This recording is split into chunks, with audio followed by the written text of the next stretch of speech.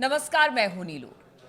तो ट्रंप के बयान लगातार ईरान के परमाणु समझौते को लेकर आ रही है और इस बीच बातचीत भी चल रही है। अब ऐसे में युद्ध की स्थिति ट्रंप के बयान, कल के बयान के बाद अब पूरी तरह से ये कहा जा सकता है कि बातचीत कितनी आगे बढ़ेगी, क्या होगा। लेकिन इसी बीच अब ईरान के साथ खुलकर उत्तर कोरिया सामने आ गया है।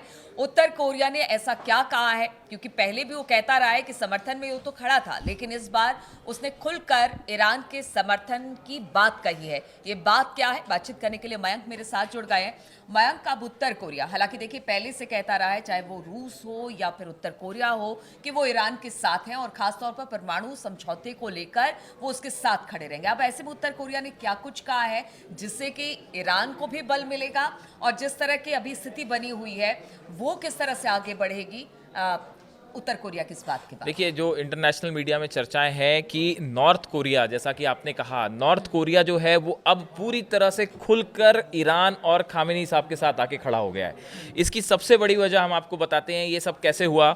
जो नॉर्थ कोरिया के शासक हैं किम जोंग उन, इनकी सिस्टर हैं, इनकी बहन है किम यो जोंग। हम अपने दर्शकों को फिर बताना चाहेंगे, किम जोंग उन की सिस्टर हैं किम यो जोंग। इनकी तरफ से एक बड़ा बयान आया है और इन्होंने कहा है कि उत्तरी कोरिया अपना परमाणु कार्यक्रम किसी भी सूरत में नहीं रोकेगा। Pyongyang has no plans to abandon its nuclear weapons development.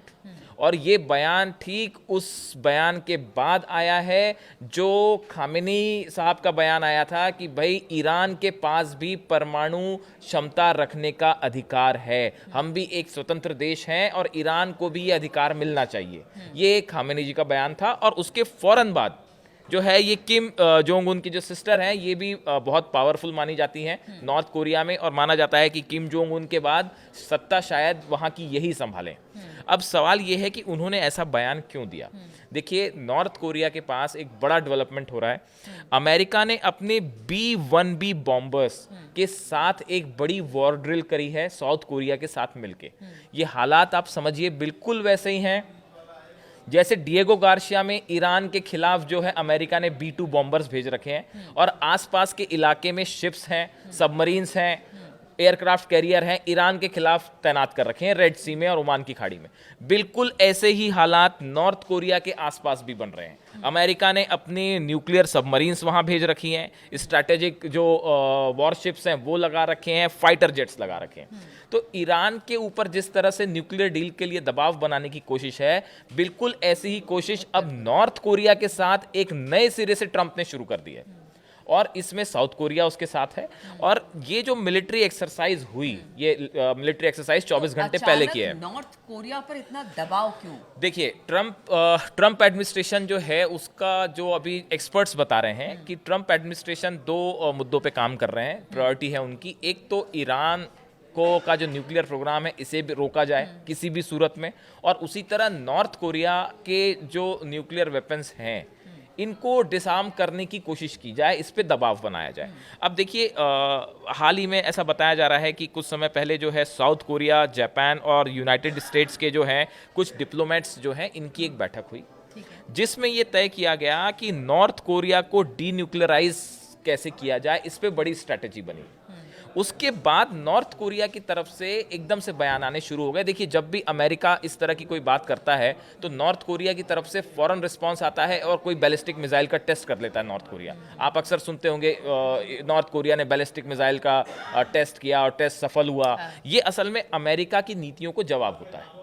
अब देखिए, जिन हालात में अमेरिका ईरान के साथ न्यूक्लियर डील करना चाह रहा है, खामेनेई पहले दिन से कह रहे हैं कि हम जो है इस डील पे हमें विश्वास नहीं है। और हमने अपने लास्ट वीडियो में जैसे कि बताया कि भाई जिस तरह से अमेरिका और विटकॉफ ने यू टर्न ले लिया, कहाँ तो बात यहाँ से शुरू हुई थी कि ईरान को थोड़ा सा न्यूक्लियर पावर का अधिकार दिया जाएगा, लेकिन अब वो एकदम से उसमें उन्होंने यू टर्न ले लिया।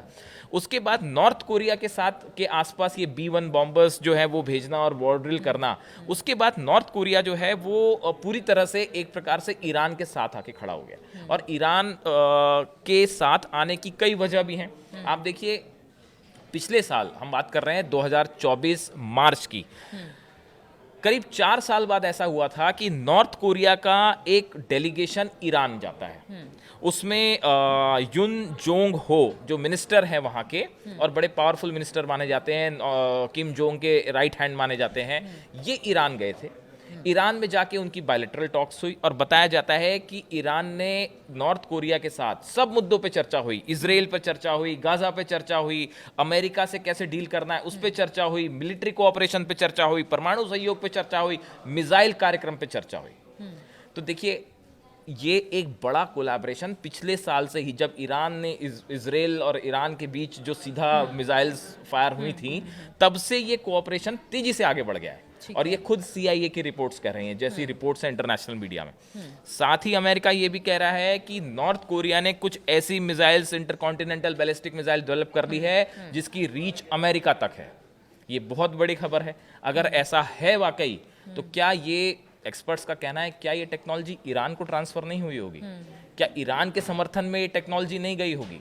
तो इसलिए ईरान की कितनी मिसाइल कैपेबिलिटी है इसका अंदाज लगाना भी बहुत मुश्किल है। देखिए जिस तरह से, एक और चीज है, जिस तरह से ईरान पर अमेरिका ने सैंक्शंस लगा रखे हैं, इकोनॉमिक सैंक्शंस लगा रखे हैं कि आप अपना न्यूक्लियर प्रोग्राम खत्म करिए वरना आपके ऊपर आर्थिक प्रतिबंध, बिल्कुल ऐसे ही सैंक्शंस नॉर्थ कोरिया के ऊपर लगे हुए हैं। और नॉर्थ कोरिया पे भी उसी तरह दबाव बनाने की कोशिश है। इसके बावजूद 2006 से करीब 6 न्यूक्लियर टेस्ट कर चुके हैं नॉर्थ कोरिया।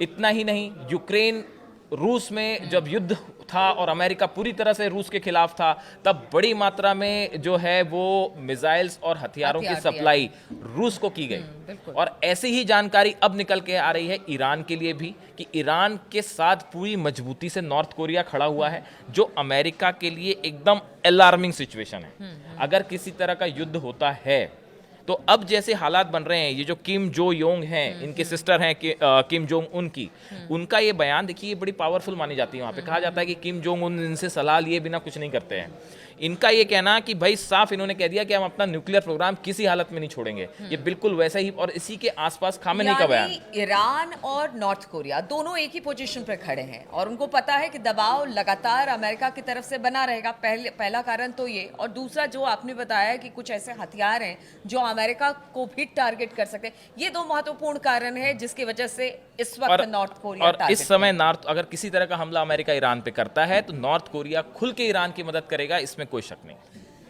तो आपने सुना कि नॉर्थ कोरिया खुल के ईरान के समर्थन में आकर खड़ा हो गया है। इसकी वजह यह भी है कि नॉर्थ कोरिया के परमाणु कार्यक्रम पर भी अब ट्रंप यानी कि अमेरिका की नजर है, और ईरान पर तो पहले से थी, बातचीत उसको लेकर हो रही है। इसलिए कहा जा रहा है कि जब दोनों देश एक ही कंडीशन में है, एक ही जगह पर हैं, तो वो अमेरिका का दबाव नहीं झेलना चाहते हैं, और इसी वजह से अब खुलकर नॉर्थ कोरिया जो है वो ईरान के समर्थन में खड़ा दिखाई दे रहा है। लगातार इस पूरे मामले पर अपडेट आपको देते रहेंगे, हमारे साथ बने रहिए, और इस खबर को सुनने के लिए बहुत बहुत शुक्रिया आपका।